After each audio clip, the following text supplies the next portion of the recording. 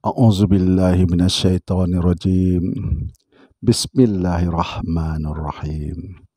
Allahumma sholli ala Sayyidina Muhammad wa ala ali Sayyidina Muhammad.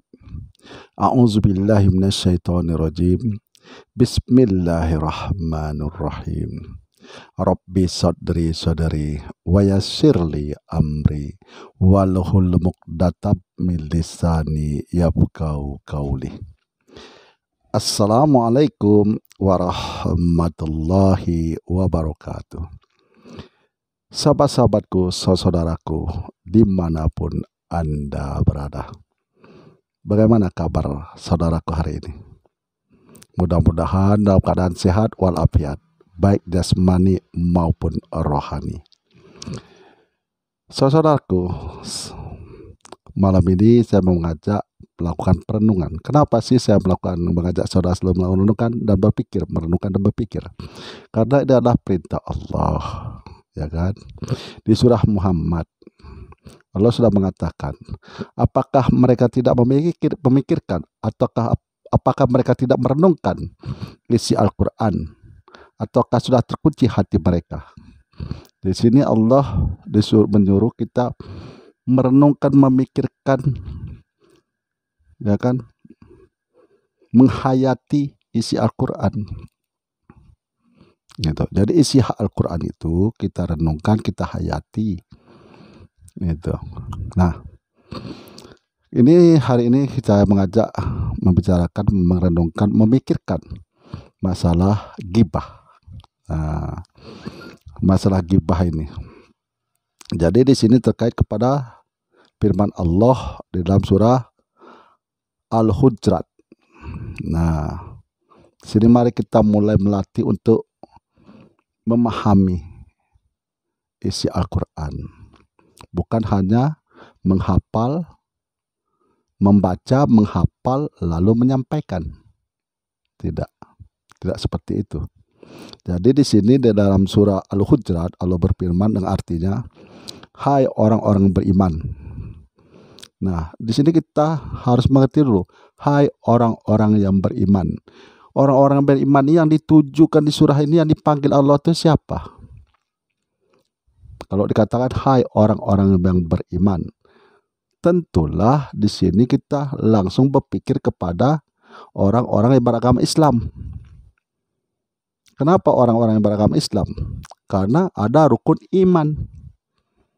Nah, dalam rukun iman itu apa? Percaya kepada Allah, percaya kepada kitab-kitab Allah, percaya kepada malaikat-malaikat Allah, percaya kepada nabi dan rasul-rasul Allah, percaya kepada hari kiamat, percaya kepada kadar baik dan kadar buruk. Nah, kita situ langsung lari, ya kan? Kalau sudah disebut Allah, hai orang-orang beriman, berarti yang dipanggil Allah ini adalah orang-orang yang beragama Islam, orang-orang Muslim.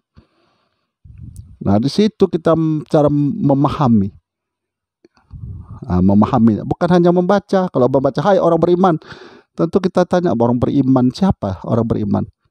Jadi yang dipanggil Allah ini adalah orang-orang yang beragama Islam. Di luar agama Islam Allah tak panggil. Jadi Allah tak himbau yang di luar daripada agama Islam.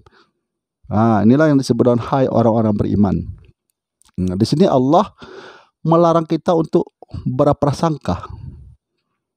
Nah, berprasangka kita sama orang lain, berprasangka buruk. Di sini Allah sudah melarang. Janganlah engkau mengunjingi orang lain. Kenapa Allah melarang kita mengunjingi orang lain? Karena kita juga makhluk yang tak sempurna kok, sama dan saudara kita itu kok. Kenapa kita kunjungi dia? Nah, apakah engkau mau makan daging saudaramu, makan bangkai saudaramu? Nah, tidak ada yang mau makan bangkai. Siapa yang mau makan bangkai? Tidak ada, tapi hari-hari makan bangkai. Apa itu? Ya itu tadi ghibah. Memburuk-burukkan orang, menjelek-jelekkan orang, ya kan? Berprasangka sama orang, berburuk sangka sama orang, menghasut orang. Nah, itulah ghibah. Nah, disinilah kita tuh mengerti, memahami, karena perintah Allah. Allah memerintahkan seperti itu. Pahamilah isi Al-Quran itu. Nah, dari Abu Hurairah ada salah seorang bertanya kepada Rasulullah, "Wahai Rasul, apakah itu ghibah?" Ghibah itu adalah yang kau bicarakan itu yang tak disukai oleh saudaramu. Nah, jadi apa yang kita bicarakan tak disukai sama kawan kita, teman kita, berarti kita sudah ghibah, ya kan?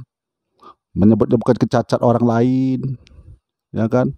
Menjelek-jelekkan orang karena dia mandi lumpur, bikin konten masuk ke YouTube, dijelek-jelekkannya, itu termasuk ghibah. Tak mau makan bangkai tapi dimakannya. Disebut tak mau makan bangkai tapi dimakan bangkai itu. Nah, jadi bagaimana kalau itu yang benar? Bagaimana kalau itu benar? Itu yang disebut ghibah. Kalau benar kau katakan itu ghibah. Nah, kalau tak benar itu namanya fitnah. Jadi ghibah sama fitnah itu hanya bedanya sedikit. Kalau yang kita katakan itu yang tidak disukai oleh saudara kita itu adalah benar, disebut ghibah. Tapi kalau yang kita katakan masa yang saudara kita ini tak benar, itu namanya fitnah. Nah, siapa yang mau makan bangkai? Siapa? Enggak mau semuanya, tapi hari-hari makan bangkai.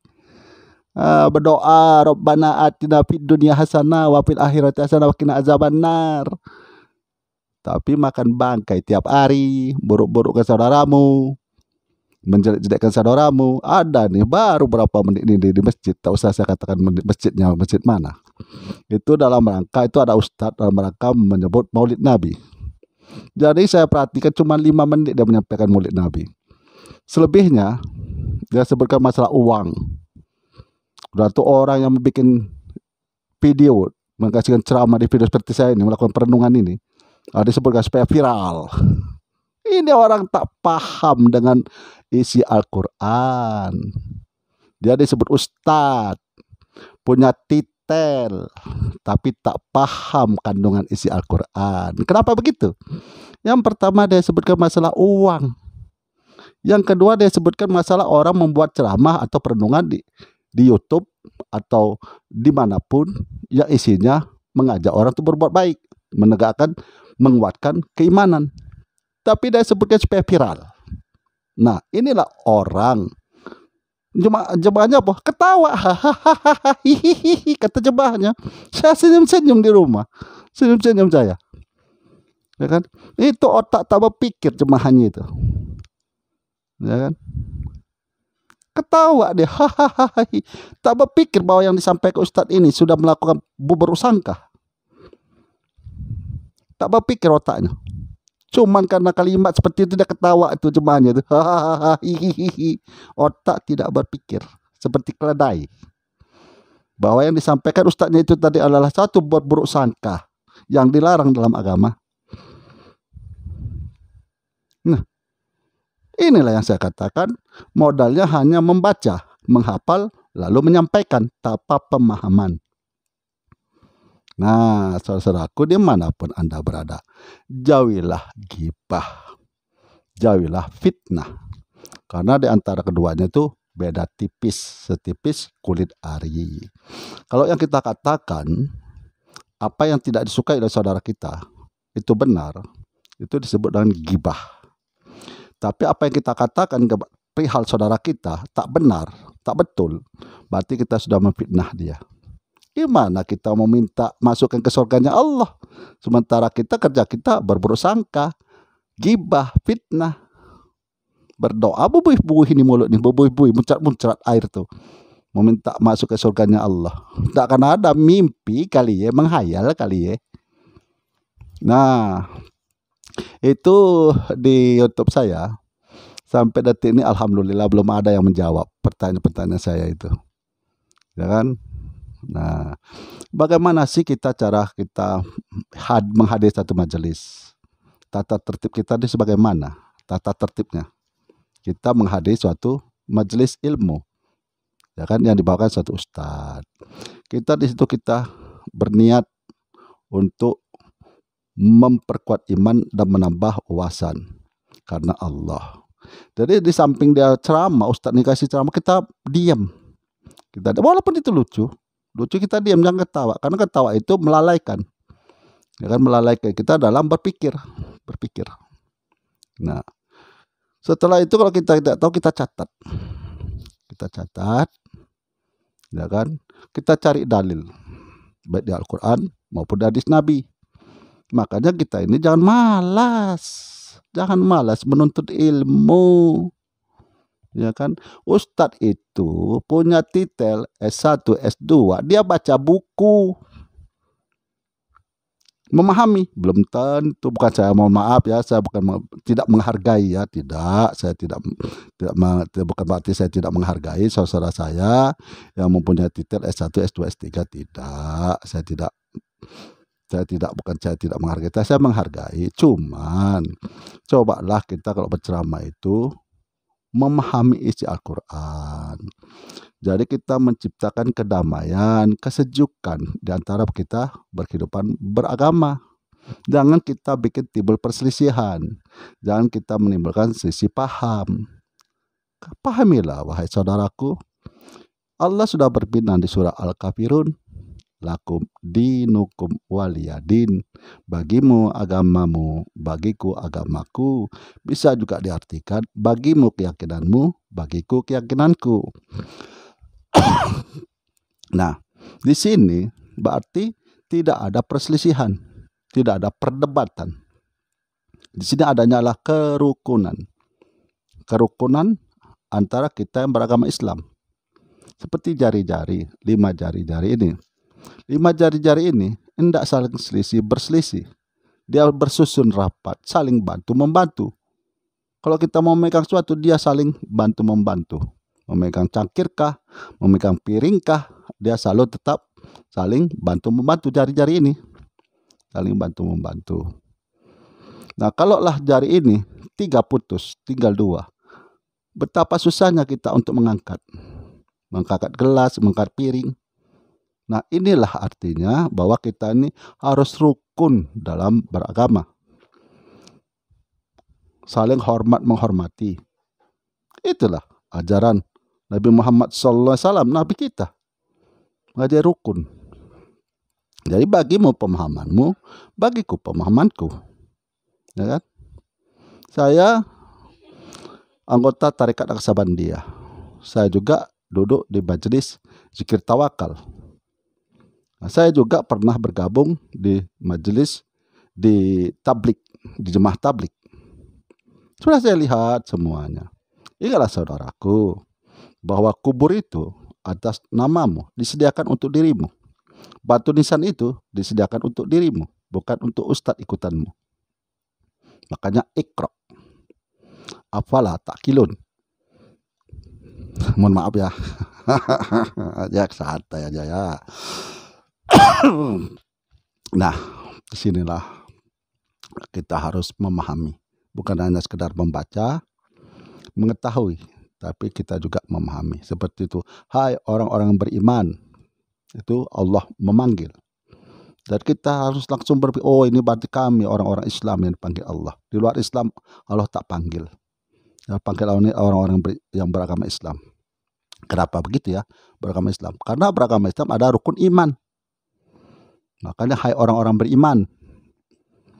Nah, dari otak itu memahami langsung memahami kaitan-kaitan dalam ajaran Allah, dalam firman-firman Allah, ajaran Nabi Muhammad, kaitan-kaitannya.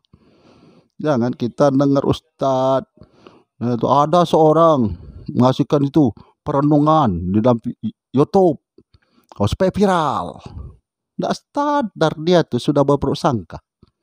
Yang jemaahnya tadi otak ngok-ngok, otaknya ngok-ngok, tak berpikir. Otaknya ngok-ngok, yang tidak begitu wahai sahabatku. Dalam kita menghadiri suatu ceramah, kita melakukan itu perenungan, kita berpikir, kita mendengarkan, kita diam. Kalau tidak itu kita catat, kita cross check. Kalau dia sebutnya piti, uang, fulus, cuan, Dia ceramah ini dalam rangka Maulid Nabi. Bukan sejarah Nabi, bukan bayan perjuangan Nabi mensiarkan agama Islam. Bukan itu yang diceramahkannya. Masalah piti, duit, fulus. Masalah orang membuat YouTube supaya viral. Ini ustadz tanpa pemahaman, berani jadi ustadz.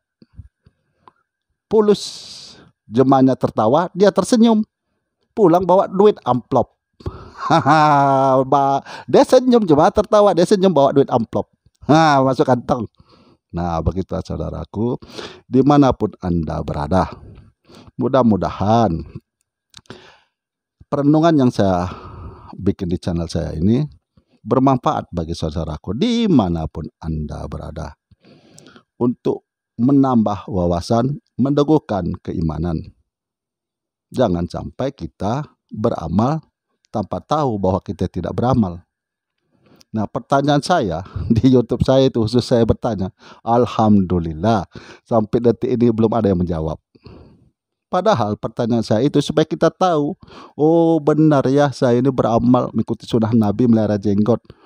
Kita tahu, jadi kita kalau meninggal memang benarlah kita ikut sunnah Nabi.